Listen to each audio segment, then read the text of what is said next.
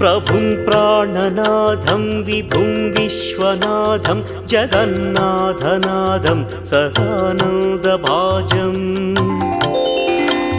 भवद्भव्यभूतेश्वरं भूतनाथं शिवं शङ्करं शम्भुमीशानमीडे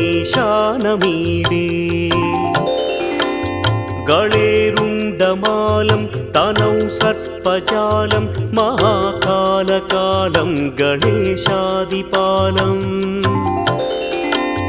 जटाजूटगङ्गोत्तरं दैर्विशिष्यं शिवं शङ्करं शम्भुमीशानमीडे मुदामाकरं मण्डनं मण्डयन्तं महामण्डलं भस्मभूषाधरन्तम् अनादिं ह्यपारं महामोहमार